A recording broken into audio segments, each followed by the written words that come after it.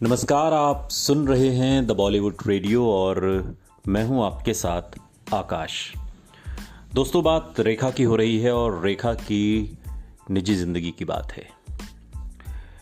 रेखा की ज़िंदगी में एबी के बारे में तो सब जानते थे, एबी यानी अमिताभ बच्चन। लेकिन मुकेश अग्रवाल की ज़िंदगी में एबी थी आकाश बजाज। आकाश मुकेश की मनोचिकित्सक थी और पिछले तकरीबन 10 साल से उनका इलाज कर रही थी। ये 1990 के दौर की बात है। इसी दौरान दोनों निजी जिंदगी में भी एक दूसरे के करीब आ गए थे। नीरज कुमार, जो कि दिल्ली के पूर्व पुलिस कमिश्नर हैं, वो बताते हैं कि मुकेश भयंकर डिप्रेशन का शिकार था और अगर मैं गलत नहीं हूं तो ये रोग उसके परिवार के कुछ सदस्यों को भी था। मुकेश की बहन और परिवार के कुछ और लोग भी इसी परेशानी से जूझ चुके थे। यानी आनुवंशिक रूप से भी हालात मुकेश के साथ नहीं थे। कुछ साल पहले मुकेश का अवसाद बेहद गंभीर हो चला था और उसे बेहतर बनाने में आकाश का बड़ा योगदान था। वो उसे निराशा के अंतिम कगार से वापस लेकर आई थी और इन बातों को नीरज कुमार बाद के दिनों में याद करते हुए बताते हैं। जिस घनघोर निराशा का जिक्र नीरज कुमार कर रहे हैं, उसके पीछे दरअसल मुकेश का एक पिछला नाकाम प्रेम संबंध है। 1980 के शुरुआती सालों में मुकेश किट्टी मालकन नाम की एक लड़की के इश्क में गिरफ्तार था। किट्टी के अपने सपने थे, वो हिंदी फिल्मों में हीरोइन बनना चाहती थी। दोनों ने शादी का फैसला कर लिया था कि एक रोज अचानक किट्टी मुकेश को छोड़कर फिल्म इंडस्ट्री में अपने सपनों को पूरा करने की चाहत में आगे बढ़ गई।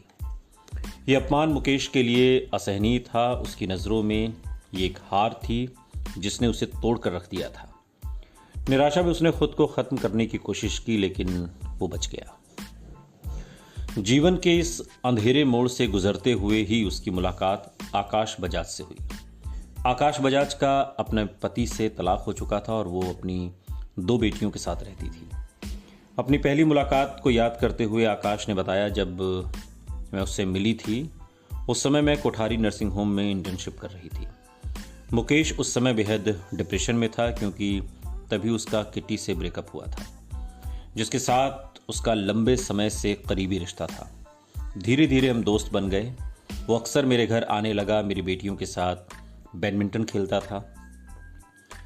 दोनों दोस्त जल्दी ही प्रेमी बन गए और ये संबंध बेहद जज्बाती रिश्ता बन गया। दोनों साथ में ही रहते थे और एक जोड़े के रूप में ही उन्हें कहा जाने लगा, देखा जाने लगा।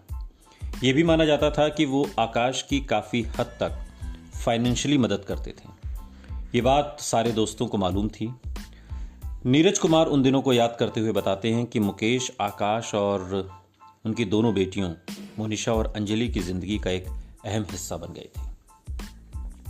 किसी हैप्पी फैमिली की तरह पूरा परिवार साथ में छुट्टियां मनाने भी चाहता था, लेकिन ऐसे जज्बात, रिश्ते की तीव्रता और साथ में 9 साल बिताने के बावजूद मुकेश ने बिना हिचके अचानक से रेखा से शादी करने का फैसला कर लिया।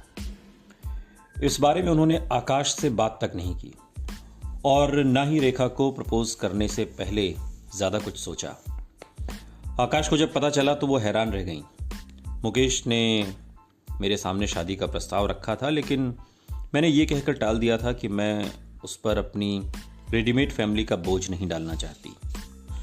सच तो ये है कि मैंने ही उससे कहा था कि वो किसी और से शादी कर ले और अपना परिवार बसाए, लेकिन रेखा से उसकी शादी की बात सुनकर न सिर्फ मैं बल्कि हमारे सारे दोस्त हैरान रह गए थे।